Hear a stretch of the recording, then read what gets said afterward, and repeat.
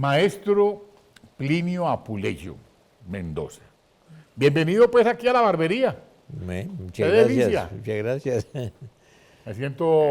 Me siento honrado de estar aquí con su señoría, porque hoy, 9 de abril, hace más o menos una hora,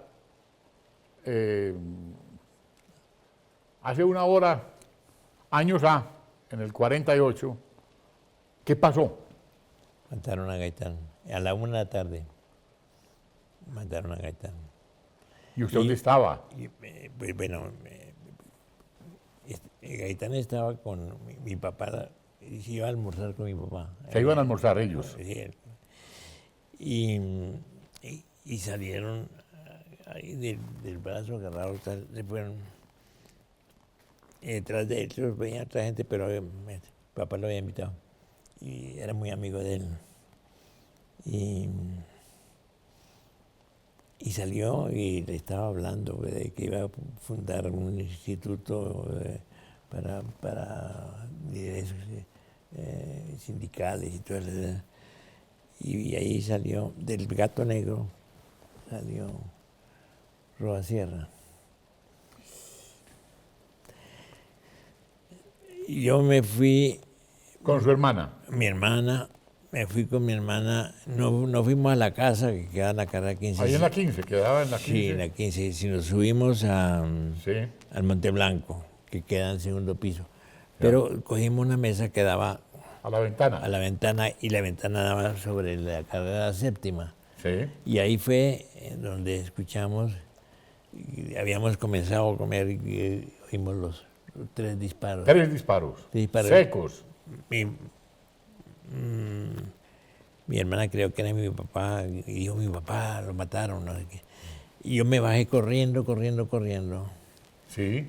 Y fui el primer, y como acaban de desarmar, justo en ese momento acaban de desarmar 2 policías a Roa. A Roa Sierra. Sí, de capturarlo, detenerlo, pues. Sí. Porque...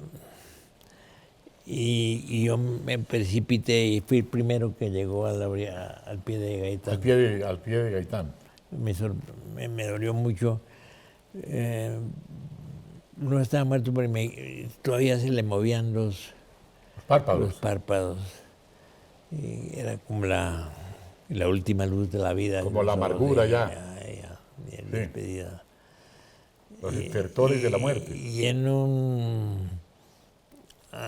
Y yo trabajaba como asistente en la oficina de mi padre, que vivía a 30 metros de ahí, en el edificio Valdiri, Sí. a 30 metros de la oficina de Gaitán.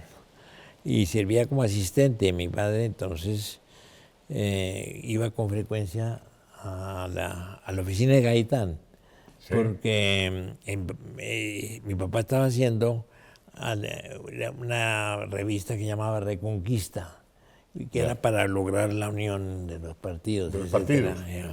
Por eso esta foto.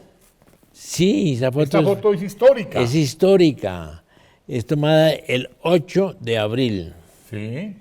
El 8 de abril, y más o menos, mi papá estaba empeñado en buscar la unión del Partido Liberal definitivamente. Sí. Entonces, y era amigo de los dos, del director del Tiempo y de toda esa gente. Y ahí está. Y de Gaitán. Sí, exacto. El ahí está mi director, papá. ahí está su papá. Y García Peña.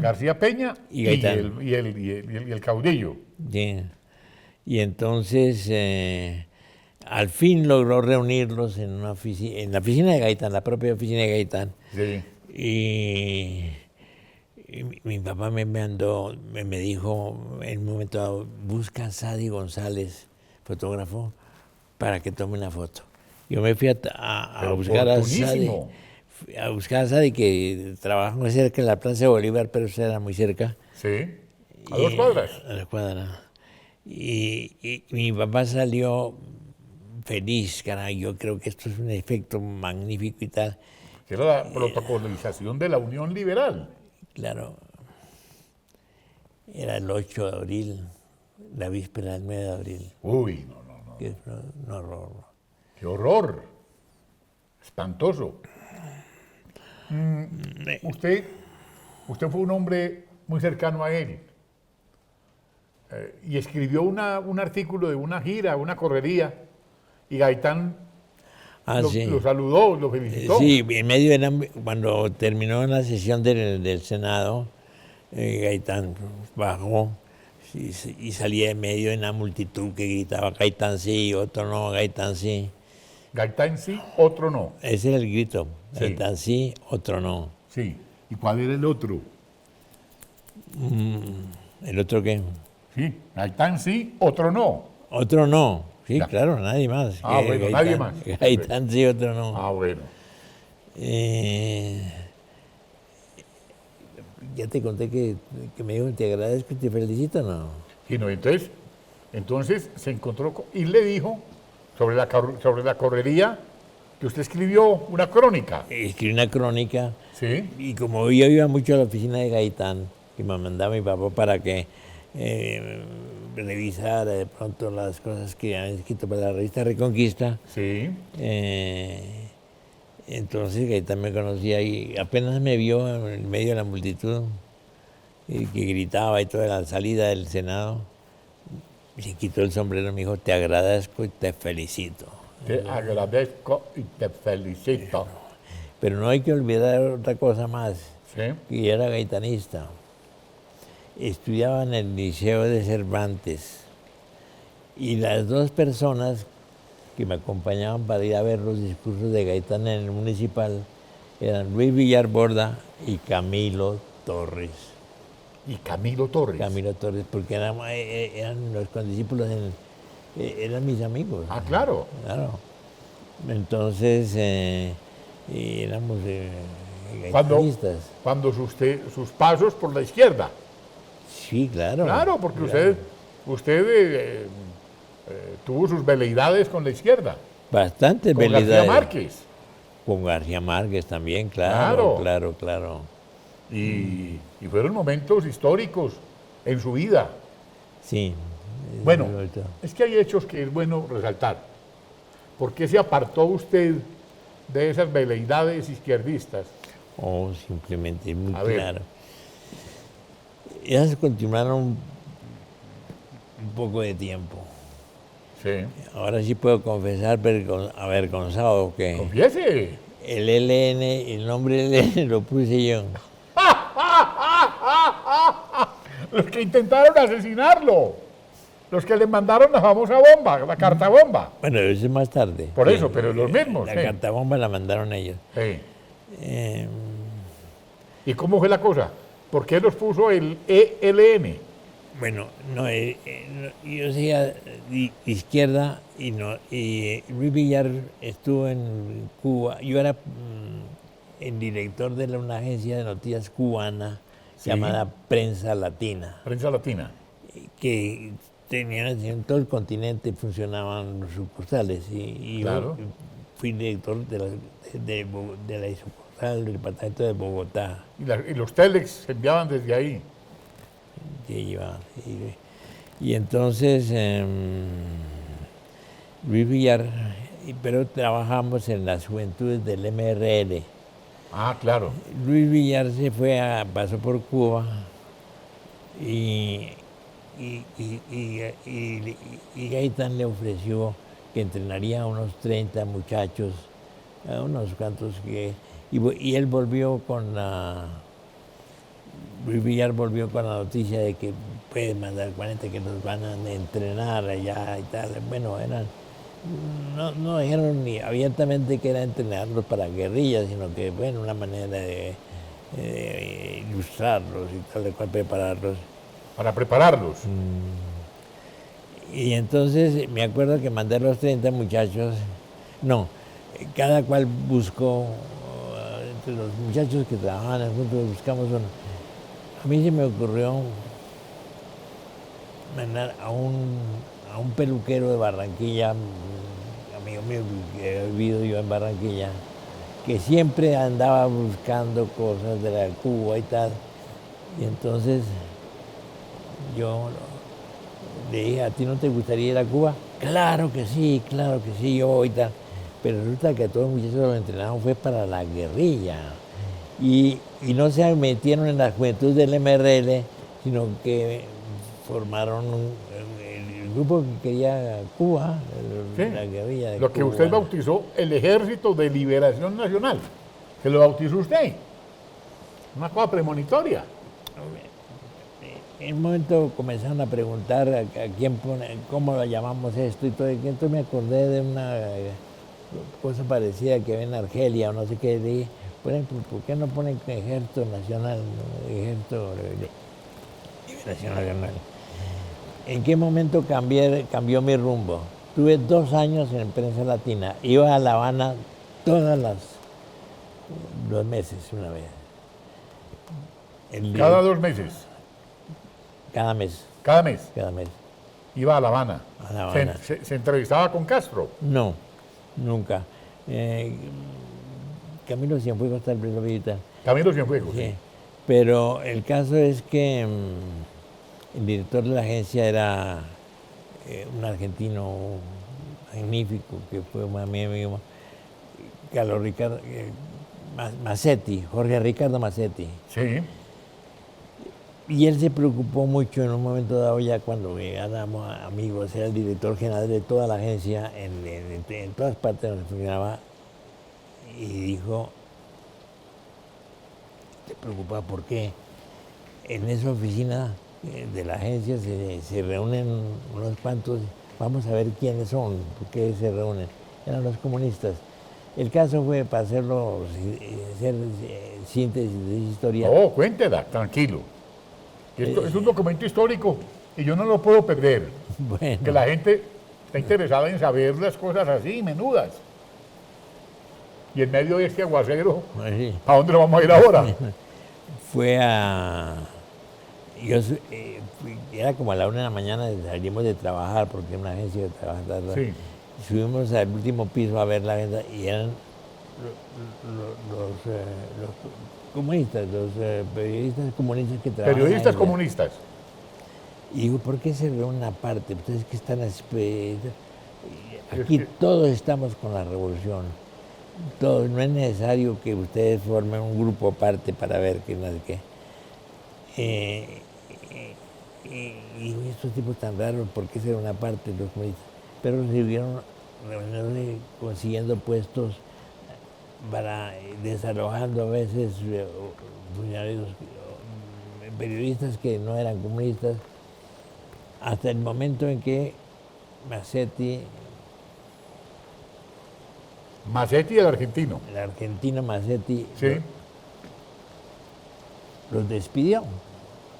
Eso sí, porque hacer en la revolución no hay división, no puede ser unos que otros, no sé qué, yo lo sé. Y entonces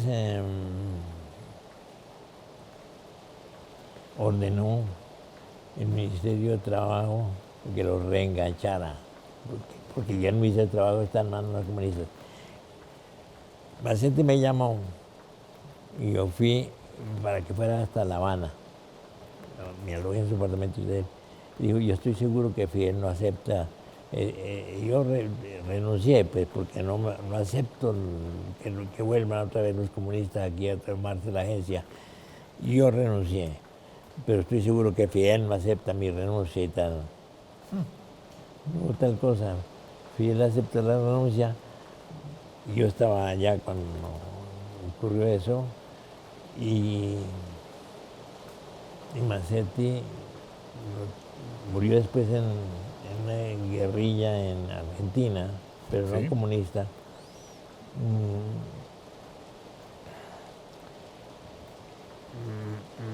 Massetti se retiró y yo también, entonces, si tú te vas, yo renuncié. Entonces, mandé una carta a Dorticós, que llamaba, ¿no? ¿A quién? Dorticós, el presidente, digo, el tipo importante que estaba ahí. Y yo presenté mi renuncia y entonces un camarada que trabajaba con el presidente bajó a la puerta y me dijo, vio la carta y dijo, en la revolución no se renuncia, porque el que renuncia es un contrarrevolucionario. Y Y yo le dije, bueno, pues entonces soy contrarrevolucionario, ¿qué vamos a hacer?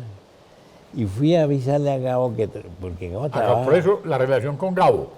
Gabo trabajaba Claro, con usted. en Empresa Latina. Obvio, era Claro. compañero suyo. Con compañeros trabajaba de, Gabriel García Márquez. fui a Nueva York, porque después había sido trasladado a la agencia Macetti, lo había trasladado A Nueva York. a Nueva York.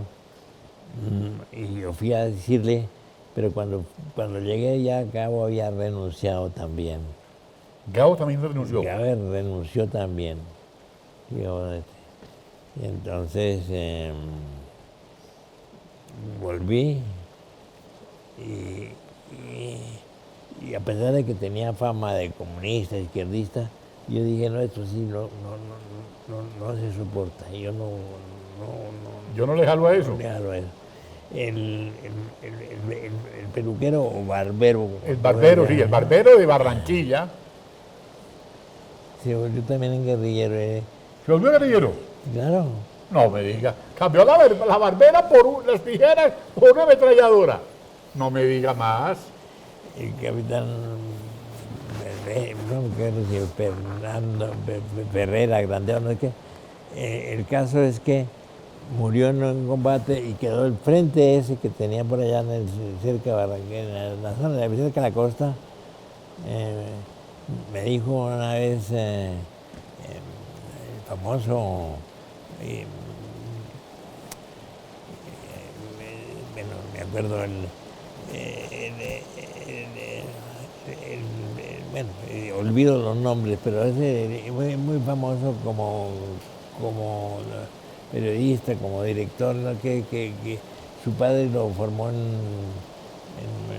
China, pero él volvió y como tenía esa formación también en China, resolvió meterse en una guerrilla y en la guerrilla fue a luchar en el frente, capitán Ferreira, Grandés, no sé qué, y me lo contó a mí después porque ya es un hombre muy conocido que no tiene nada que ver con eso tampoco.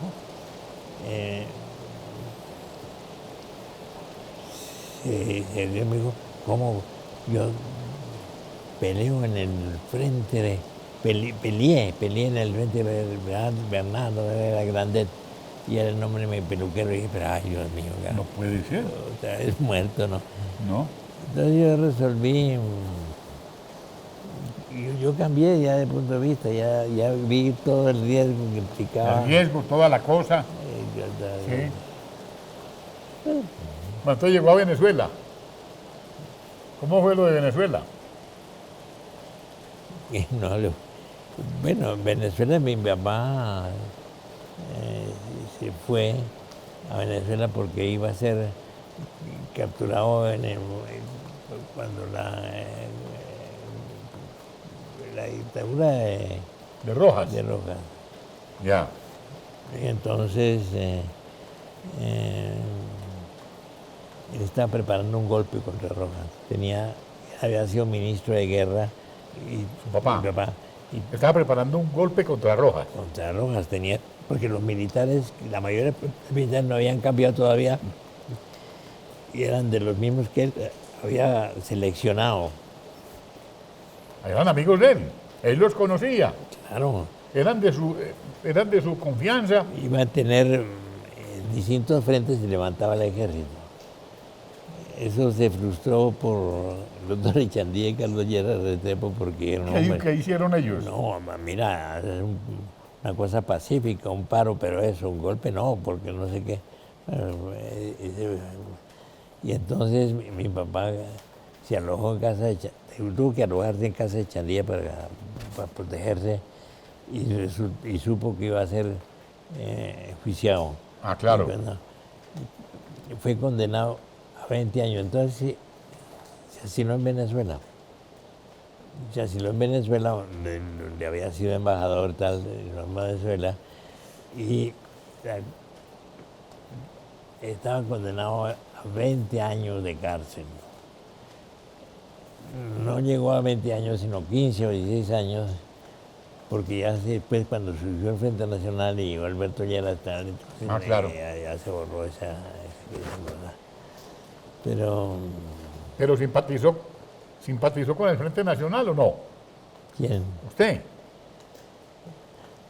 Porque usted trabajaba con el MRL, ¿MRL? ¿o no? No creo. ¿No? No.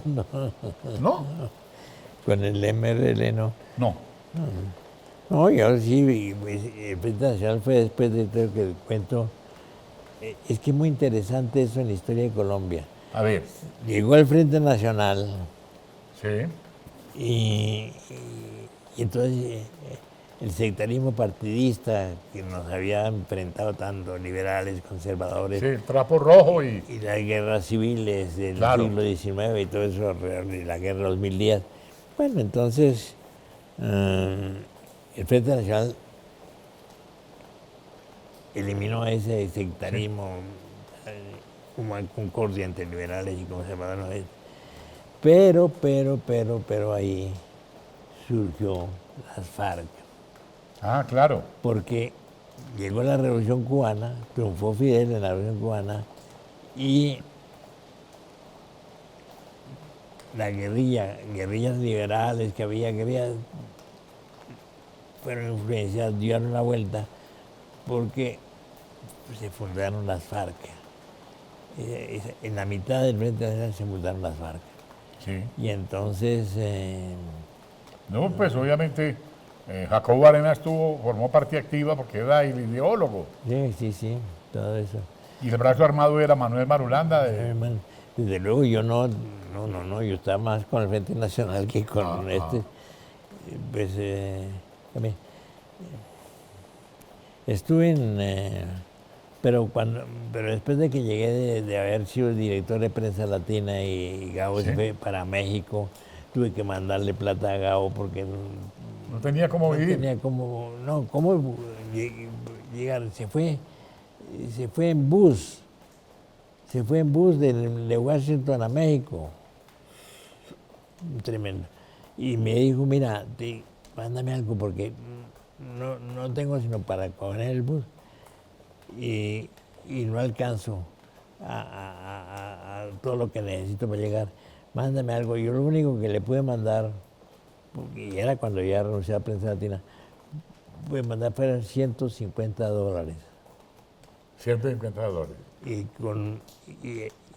Y a México, de los 150 que lo mandé a Puerta Restante, una ciudad de esas de Estados Unidos del sur. Me dijo después, me escribieron en las cartas que había llegado a México con $20 y ahí comenzó su gloria porque 10 años ya ha sido famoso.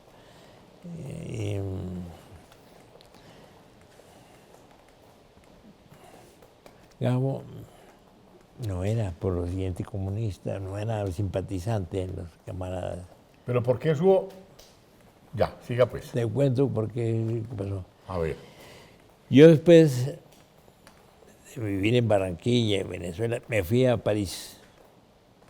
Se fue a París. Yo he vivido mucho tiempo en París. Pero fui a París. Y me ayudó mucho Vargas Llosa y Juan Goytisolo, porque se fundó la revista Libre, en español, pero que se editaba en París. Y esa revista agrupaban todos los escritores del boom. Ahí estaba Cortázar, estaba Carlos Fuentes, y Gabo sí estaba un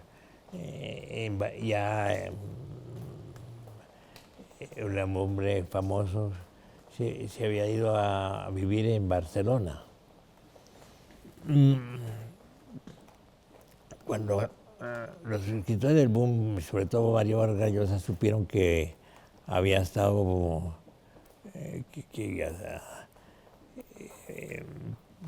Padilla, Alberto Padilla, había sido detenido y tal, entonces eso le pareció muy mal a Vargas Llosa y dijo, vamos a escribir una carta preguntándole a Fidel por qué este señor que estaba con la revolución, que por qué ha sido detenido y tal.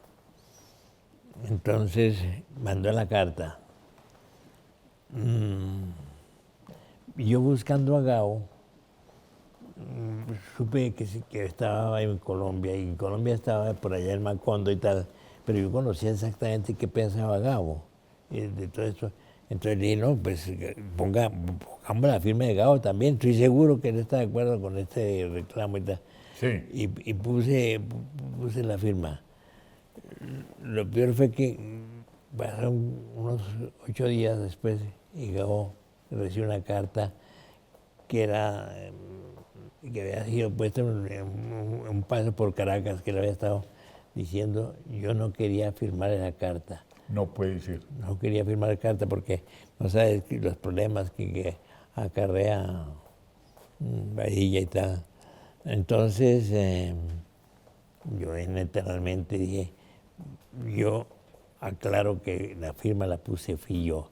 Y entonces me fui a la agencia Prensa Latina donde estaba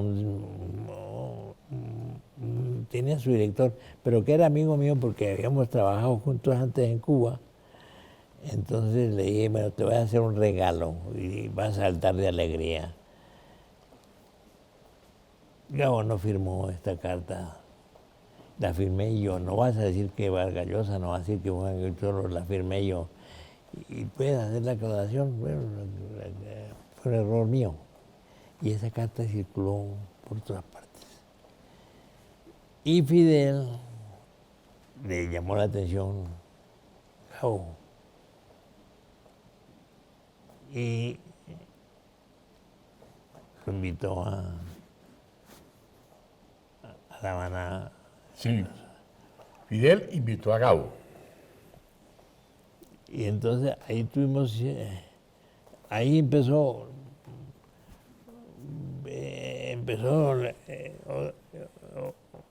porque fue muy amable Fidel, muy entusiasta, habló muy bien y tal. Y ahí empezó a tener otra visión política, Gabo, y todo eso. No obstante, seguíamos siendo muy amigos. Sí, Yo pero, le decía, pero se separaron ideológicamente. irónicamente, yo le dije,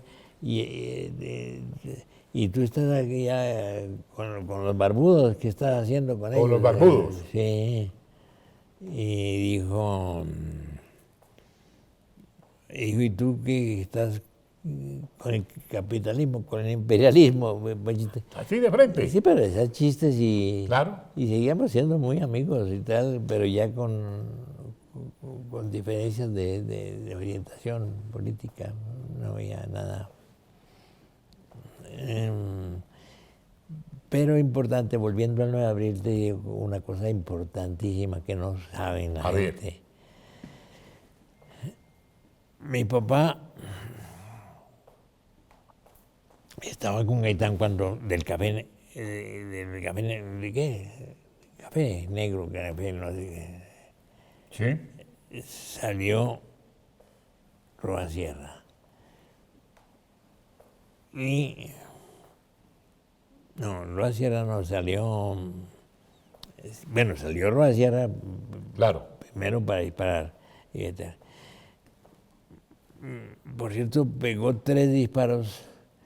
Gaitán metió 3 disparos y quedó vigilando si se movía bajo el revólver a ver si hacía un cuarto disparo.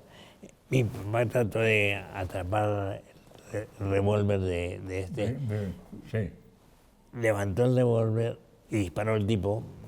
Por fortuna le perforó el sombrero, que tenía sombrero y no le dio en la cabeza. Uy. Y entonces ese sombrero lo guardamos unos cuantos meses. Te digo, vos tenés esa vaina, ya no, qué carajo, no era interesado en guardar esas cosas, esas reliquias. Pero detrás de Roa, el que los armó no fue la policía, que había, sino 2 policías había ahí, sino un señor grande, gordo, que se llamaba Potes. Sí. Salió Potes y desarmó a Roa, pero no, sin violencia ninguna. Cogió un par de revólveres, se lo entregó a la policía y ahora entonces entrégate. Es un acuerdo que tenían ya ellos, ¿no? Mi papá pasó a ser miembro de la División Liberal y tal, pasó, Y unos 6 meses después había una manifestación opuesta ya a la dirección liberal porque habían estado en el gobierno de doctor Ospina y nada de qué. Y cuando se separaron del gobierno y ya se rompió esa unión entre el gobierno y los liberales, entonces la gente salió protestando, la muchedumbre y tal, y fueron a hacer una gran manifestación frente a donde funcionaba la dirección liberal en la calle 16 abajo, que tenía una especie de balcón. Cuando se oyeron los gritos de la gente, ya no, salió mi papá al balcón. Sí. Y entonces también salió Chaux, José Fernando, se parece con Chaux, que también era un miembro de la Iglesia Liberal. Y entonces dijo, mire, no se dejen engañar, le dijo a la multitud. Ustedes están alentados por el señor Potes, que ahí lo veo, está ahí. Por el gordo. El gordo Potes, que es un famoso detective ha trabajado con los pájaros del valle y tengo exactamente registrado el número de su carrera de detective y tal. Sí. Entonces mi papá volvió a mirar a ver quién era y el Potes se escabulló completo, pero lo vio. Mi papá dijo, es el tipo que desarmó a Roa Sierra. Ah, ya. Entonces le entró siempre la idea, y mi papá murió con la idea de que Potes era uno de los grupos de detectives que se han cerrado en el café Gato Negro para alentar a Roa a que hiciera los disparos y tal. Pero lo que es más curioso y extraordinario es que hace más o menos un año, apenas un año, yo he escrito esto y había mencionado a Potes, sino que un señor, no recuerdo ya el nombre, me escribió por mail, por mail, sí, una carta diciendo, mi papá era muy amigo, se volvió muy amigo de Potes, porque Potes terminó alojado en un cuarto por aquí en el centro de la ciudad, pobre y enfermo, y lo ayudó sin saber qué tal. Y antes de morir Potes, hablando con mi papá, me dijo que era responsable, que se había profundamente arrepentido de la muerte de Gaitán. Uy. Y eso me pareció extraordinario, pero ya a la gente no le importaba que fuera Potes o no Potes después de tantos años. Uy. Bueno. ¿Cómo está viendo la situación hoy aquí en Colombia? Difícil. Difícil. Muy difícil. Yo creo que detrás de todo esto, paros, protestas, problemas, muy difícil, el boicot de la vía panamericana. Sí, claro. Desde luego. Pero entonces, ¿quién ganó? ¿Por qué? Porque hay un grupo, y yo sí creo que las comunidades, las colectividades agrícolas del Cauca estaban muy infiltradas por las FARC. Obviamente. Pero como lo relata Omar Bula en un histórico documental que salió esta semana. Sí. Ahí se narra cómo es la influencia del narcotráfico en todo esto. Entonces, yo estoy seguro de que hay una alianza entre el narcotráfico, las guerrillas que todavía subsisten en el Cauca, y una izquierda radical que hace manifestaciones y gritos y tal. Eso, estoy seguro que eso está detrás de esos problemas. Entonces, me veo en una situación muy complicada porque eso, sumado al hecho de que no tiene mayoría en el Congreso, sino mayoría en la oposición, ha creado una situación muy difícil para el gobierno. Pero el gobierno, ¿con quién está gobernando? Porque es que uno escucha voces encontradas en el tema. ¿Con quién se está gobernando ahora en el 2019? ¿Quién ganó? Yo digo que un presidente tiene que, después de ganar en las urnas, Sí. tiene que ganar en el Congreso. Eso es obvio. Y tiene que gobernar con los que ganó. Y eso, presidente Duque, por honradez y viendo que había muchos problemas y quise hablar de la mermelada y quise hablar de esto y otro, no puso ningún ministro político en su gabinete, sino señoras, mujeres, más o menos capacidad. Sí, un poco de personas que sí, pues gozan de una extraordinaria inexperiencia en el manejo de la cosa pública. Y entonces, claro, partido que no tenga participación en el poder pasa inmediatamente a la oposición. Y eso es lo que ha ocurrido. Estoy seguro que si el presidente hubiera tenido Un gesto. había ante todo articulado su mayoría, es fácil. Facilísimo, le nombra a un amigo, a Germán Vargas, por ejemplo. Exactamente. Que a él le gusta eso. Claro. A él le gusta el poder. En el gabinete y ya tendría Cambio Radical a su lado y con el Centro Democrático y los conservadores ya tendrían la mayoría. Pues obvio. Y aprobarían todas las cosas del Congreso. ¿Pero qué le pasa? ¿Es la falta de conocimiento? ¿Qué es? No, es la formación de Iván Duque. Fue en Washington, trabajó muy honestamente, estudió problemas económicos, cómo resolverlos, etcétera, etcétera, pero no llegó sin experiencia pues, política. Es obvio, y eso se requiere. Pero con un... Porque Petro dijo una cosa el día que perdió. Nos tomaremos las calles, nos tomaremos los pueblos y las carreteras y haremos oposición desde la calle. Lo dijo Petro. Sí, claro, claro. En una diatriba, en una monserga terrible. Y están cumpliendo. Y Petro estuvo allá en el Cauca. Sí, sin duda. Claro, allá salió con votos. Y se tenía muy delicada. Bueno. Muy delicada. No, Colombia está atravesando momentos muy difíciles. Difíciles. ¿Falta autoridad o qué? No, yo veo a Duque, lo pruebo,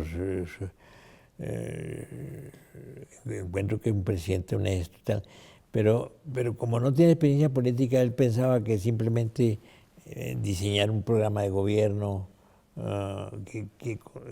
que agrupara a la mayoría de los partidos. ¿Pero con qué representación? Yo no sé cómo se llaman los ministros, por ejemplo. No. A mí me corchan. A mí me preguntan cómo se llama el ministro o la ministra de Minas. Yo no sé quién es. Pensó que era suficiente diseñar un buen programa, hacer un gabinete limpio, que no tuviera nada de esas cosas. Por Dios. Y era subido. Y resulta que en cualquier parte del mundo donde un partido no tenga representación en el Se va a la gobierno, oposición. se va a la oposición. Exacto. Esa es la conclusión.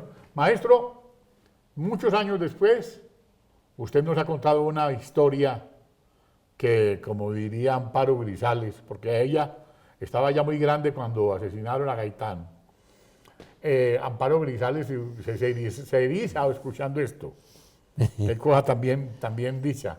¿Cómo le agradezco este testimonio histórico? Porque después de usted, voy a invitar aquí a la barbería a un hombre que hizo un documental histórico al doctor Omar Bula. Un verdadero interesante. documento, que lo discutimos en tertulia, en la casa de una gran amiga nuestra. Ah, pero es cierto, sí, claro, claro. Que sí. Claro. Claro. Y allá estuvimos departiendo con Alberto Abello, Sí, que fue una cosa aún más, que sacamos una foto para la historia, porque ese día es memorable, porque ahí nos dimos cuenta de muchas cosas que están pasando en Colombia Sí, y que se comenta a sotto voce. sí. Sinceramente, yo creo que al doctor Uribe lo dejaron solo, nuevamente. Pienso eso. Ojalá yo esté equivocado. Yo aspiro que de pronto corrijan el rumbo. Pero yo preferiría que usted se equivoque, bueno, Yo creo no que hay me una visión equivoqué profunda. cuando en cierta oportunidad le dije a alguien, aquí va a pasar lo mismo que pasó con el señor, con el espurio presidente, con el sátrapa Santos. Y eso lo estoy viendo porque están gobernando los mismos de antes. Sí, es la verdad. Es que estos documentos históricos no los puede dejar uno en el olvido. Yo le agradezco mucho. Yo también le agradezco. Muy querido, de verdad. Me ha hecho un honor.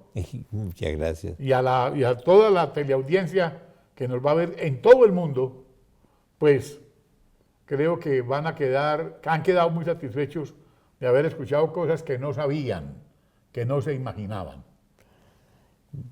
Yo le pido perdón por los olvidos que cada rato tengo en la memoria. Eso forma parte de esto. Sí. Es que eso tiene que ser así, para hacerla más natural. Porque esto no fue libreteado ni nada. No. No. Para nada. Muy bien. Además, queda el testimonio de esa foto. Así. Un día antes de que asesinaran al caudillo. Sí. Yo la encontré, la guardé porque me acordé que la foto. Y gracias por traerla, de verdad. Pero me la devuelves. Pues obvio. Bueno. Tan querido. Mil gracias. Bueno, muchas gracias también.